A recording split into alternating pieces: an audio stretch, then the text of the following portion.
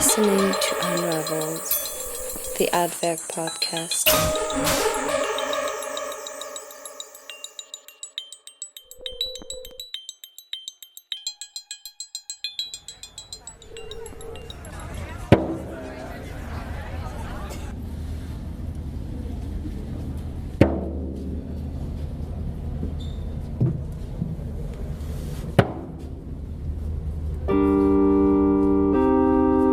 Welcome to Unraveled, the art-werk podcast. My name is Philipp Hindal, and with me is Bernard Viennard. A few weeks ago, we visited Venice, and we had a look at the biennial.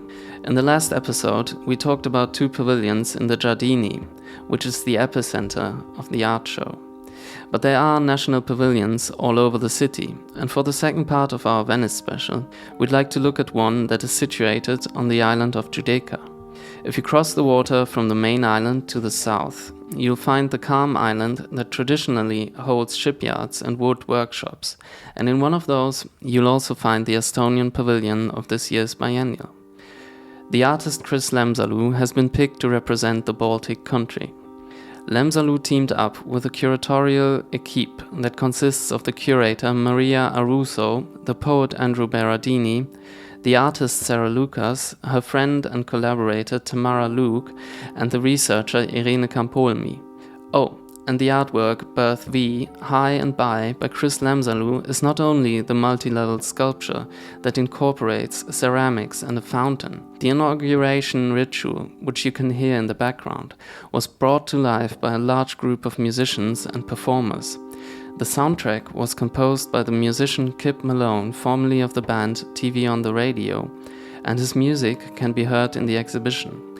Irene Campolmi is an independent curator and a scholar whose current research includes ethics, sustainability, and research in contemporary curating.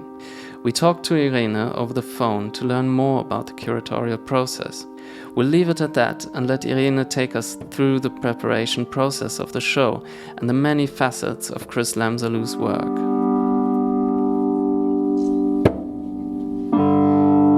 So thank you, Irene, to be here with us today. I would like to ask you a couple of questions. Could you first tell us about the concept of the pavilion? The title of the pavilion hosts the exhibition that Kris thought to call Birth V, I am by, for many different reasons. First, because in a way, birth it's something that it's always an action, and it's something that takes place basically constantly and all the time, and at the same time in many different ways. Because we have a physical birth, but at the same time we have many births in our life, spiritually, but also intellectually and sentimentally. So the idea was actually to base the whole installation on the sort of like constant regeneration and constant birth, and in fact the entire piece is built around the column that was already pre-existent. And Kris thought about like creating this sort of 3 levels or 3 rounds. On the ground floor there would be sculptures sort of like alluding or representing the birth in water. So actually the actual birth, the one that we also have in our mother's uterus, and sort of like creating this connection between birth and water, and at the same time connecting the element of the water with Venice, where water is the element that gave Venice its reputation and its majesty, but at the same time it's also the element that is causing Venice problems, because I mean we know that the future of the city, if no solution is found, is be completely submerged by the water, which is actually the same factor that gave the city.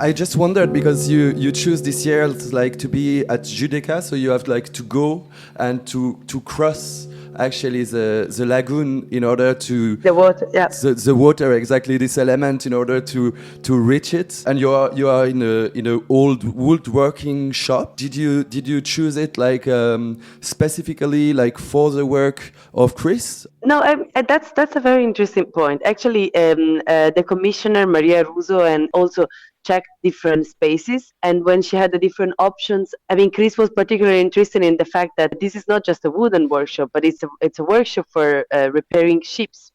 And that's why also at the entrance of the entire space you have a ship with these mannequins holding keys. The interesting fact is that when Kris the first time saw the space, there was a ship in the same sort of position, and then they were working aside. And she got quite interested in this idea of like the labor that anyway continues, and this idea of a constant labor behind the life, or a life behind something. The only thing she wanted actually to have the space open, because what is now covered by a plywood wall was actually, and that showed that the previous workshop was actually visible. And actually, yes, I mean, she kind of like also liked this multi-layered history of the space, and then the fact that it was that Judeca is an island, and so it was also this sort of like a journey to reach it. And I must admit that it was also a journey for us to reach it every day, and it was quite an interesting one, because it really created this sort of path to reach a ritual. And as you know, ritual is a very important component in Kris' work. She's this sort of shaman in a way, and everything that she does has a ritualistic component. And I must admit that now we'll come back to complete describing the work, but a very important aspect for Kris, since we were talking back in already May last year, it was that the entire pavilion, the entire creation of the pavilion, the entire exhibition should not be an exhibition per se, but should be a process. It should be a communitarian process where everyone that has been part of his life, her private life or her professional life, would be part of this. That's why, in a way, there is no curator of the exhibition, but there are supporting minds, and Andrew Berardini and Sarah Lucas and Tamara Luuk, and also the entire team that has worked on the installation. It has been a very precious and incredible experience, because for us, in a way, was part of the same community. And Kris also flew in a lot of her friends within the 20 days of the installation. I must say that the end result, which we saw with the opening performance, was actually for us the conclusion of a long journey in which each of us sort of participated. Those who were installing practically, those who were sharing thoughts with Kris, or those who were actually just putting music and cooking for us. It has been a very interesting, a very beautiful journey, and that also relates to the title of the exhibition, because Kris, she really felt that this was also like a way of thinking about the birth of a different kind of community, a community of friends, a community of people who share the same sensitivity towards artistic practice, towards music. I mean, and that's what it's called high and by, because it's in a way, this is a title that came a bit later, but it's her first debut in the very big artwork context, but at the same time, it's also her last sort of expression in these forms, because at the moment she's really considering, after this experience, she will continue on a different way and with a different practice that she has already initiated in a way. So just to get back to the curatorial team, we thought it was very fascinating that apart from Kris Lemsalu, it was a writer, another artist, and two curators. Can you tell us a little bit more about the concept of this curatorial team, which seems itself curated, and about the roles of these advisors? I mean, it's as I said, like, I think personally we have different people involved. I mean, Tamara Luuk, she has been a mentor for Kris since she was a student, and she has followed her work. She has been the first one presenting her work back in Tallinn. So I would say she has been always the mentor that accompanied Kris. And that's why she has been part of this consultations, night consultation, I would say, because Tamara is a really beautiful person. Her and Kris have had a habit of spending some, evenings together and at the fireplace at Tamara's place. So that's super, super nice. I would say like her was really, her role was a guidance one. Sarah Lucas has also been like a sort of like professional mentor for Kris, since she was also working for Gelatin, and they have been always in constant contact. I think also all her work with the eggs has been always a reference to Sarah Lucas in many ways. And then Andrew is a poet that writes in prose. They met during a visit that Andrew paid in Tallinn, I think like 2 years ago. And after that, Andrew has written about Kris, I think, in a very poignant way and in a very sensitive way, that Kris felt that his sensitivity towards her work should be definitely included also. And then I guess there is myself. I had a connection with Kris since the beginning, but I'm not a poet. I'm not a mentor for Kris. And so my kind of role was always to be a sort of like a curator. And when Kris said that there are no curators in this project, I think I kind of learned more, and I kind of start rethinking also about what is the role also of what we call a curator.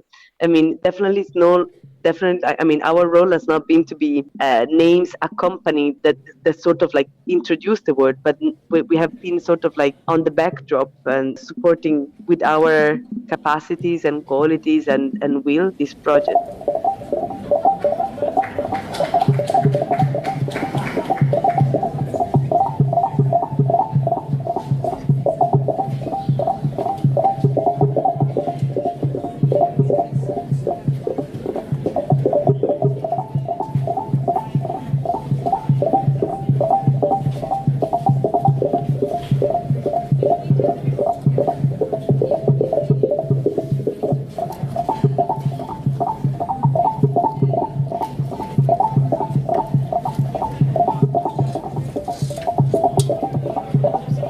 What is for you like this role of as curators? Is it a more logistical part, or is it as well, in a sense, the content of, for instance, a performance? It's also, I mean, myself, all of us have been part of the content because we started talking about this project. I mean, at least with Kris back in last May, and we have continuously talked about this every time that we have met, especially after her exhibition in London, which was a preliminary for the development of the bigger project. When in London, she did the project for life with the fountains. I think it was it was the beginning of the project Birth in Venice. And also, I mean, I think each of us all of us have been involved in the content, and throughout these years, we have also been together in Tallinn.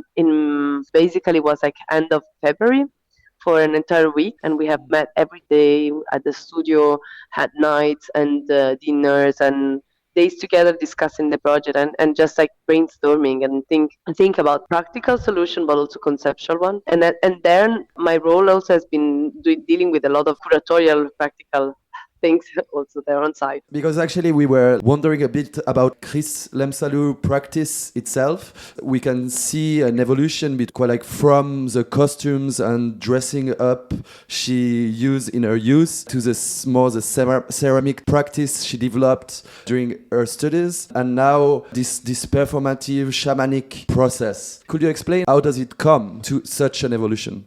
I guess it's like living, in a way. It just goes. She has always been very attached to this sort of, as I said, rituals. When in 2015 she was performing during Freeze in the booth of Temnikova and Casella, she was actually like lying underneath a giant turtle shell for more than 6 hours a day. And that was a sort of like a ritual in order also to sort of activate or give life to this shell of a turtle. And it had also symbolic meaning. People were asking her, how could you stay underneath this turtle shell when everything is really messy and fuzzy around in an art fair? And then, her answer was like, perhaps I was even like seeking a shelter, or it's sort of also demonstration that in a way, within the art fair fever, an eagerness of being always present everywhere. She was standing there. She was lying there still without having any eagerness of being part of this art or if I answer to your question, it would be like, it's a matter of like trying. It's a matter of being in an organic process where you feel that you want to go in a certain direction and you're already oriented towards that. Then you go. I mean, I'm recently working with Jesper Just, and he's trained as a painter, and then he has always done film throughout his entire career. And in the past, I would say 3-4 years, he has concentrated on developing performative work. Does that mean as well maybe kind of path through dematerialization? Because there is probably as well like this trend or this process, like this natural process in the art world. No, actually, I wouldn't call it that, because her ceramic work has an enormous importance in her practice. I would actually suggest a different turn. The reason why she involved 5 performers during the opening performance is because it goes back to this collective endeavor, collective work, being part of a community. And that's why she didn't perform herself. She really wanted to have other people activating or, giving life to her own work, because as she says many times, like, it's not my work, I place it there, but then it's really the result of the work of many. And her next turn is gonna also be in that sense. It's not gonna be anymore a sort of like individual practice, but it's really going to reflect on a larger dimension on how we work as a community, even in the artwork. Even if there is an artist name, this is not just the work of one. I've felt with the opening performance and the props and this environment, it almost felt like an opera. Is that the direction that her practice is going to involve in? Certainly, it's going to involve more music with her collaboration with Kip Malone, who also did the soundscape for the pavilion in Venice. And I mean, also the soundscape, if just to connect and go back to finish describing the work, the soundscape collects the different noises or sounds that Kris and Kip have sort of encountered in Venice throughout the installation days. So it has everything. It has the sound of the water, it has the sound of a coitus, it has the sound of an orgasm, of cry and screams. So, but also like very peaceful like melody. So it's a sort of, as you say, like an opera, yet not played or performed every day within that space, but certainly it has another dimension, because the 3 layers that we see, the 3 layers of vaginas, of vulva, which also sort of connect with the title Birth V, because it's a birth in Venice, but also V because the vagina as the vagina as the giver, the place, the only channel through which life comes out in the world, right? So the 3 layers of vaginas, which are kind of encapsulated in these beautiful shells, as a Venus also, So the V, as you can see, has many references to vagina, to Venus. It shows the birth in these basins of water in the lower level, in the ground level. And then in the second level, it shows the life. You see one vagina holding grapes, and then a bottle of wine, and then another one holding a basketball, or another one, for example, holding one car, a piece of a car, and another one like a musical instrument. And then they're all supported, basically, as you could see, by hands that comes out of these old water basins. And then at the same time, the second level of vaginas also hold third level, which is represented by these vaginas, shells of vaginas with feathers and with wings, as a sort of like alluding to death. I mean, that is also something that it's an element that has always been present in Kris' work.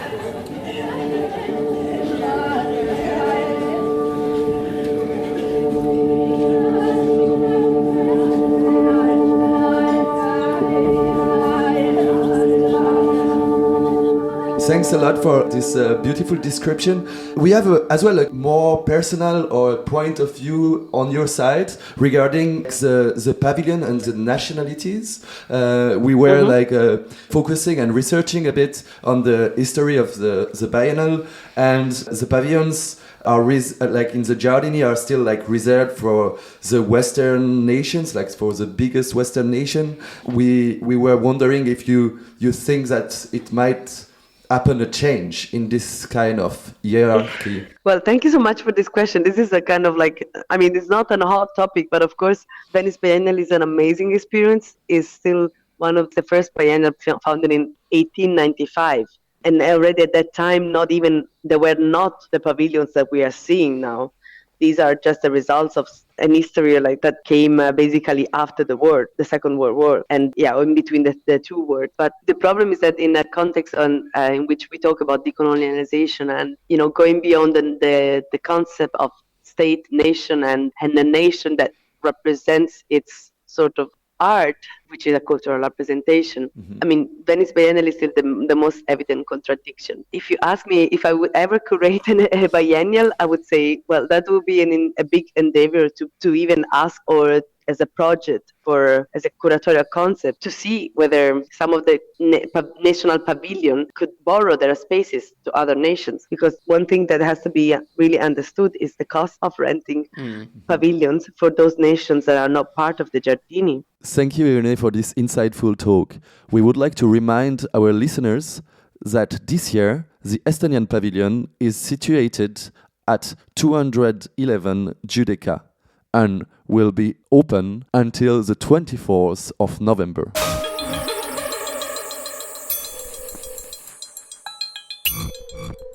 Thanks for listening to the show. This was Unraveled, the art-werk podcast. The show is hosted by Bernard Vienna, Philippe Henda, and Nina Kettiger, myself. It is produced by art-werk. Our theme song and jingle were produced by artist and musician Laura Katsawa. As we're starting new with the podcast, please send comments and suggestions to unraveled@art-werk.ch. Werk is written W-E-R-K. You can find all images of the works and informations discussed in this episode on our page www.art-werk.ch. If you would like to advertise or sponsor one episode, please write at contact@art-werk.ch.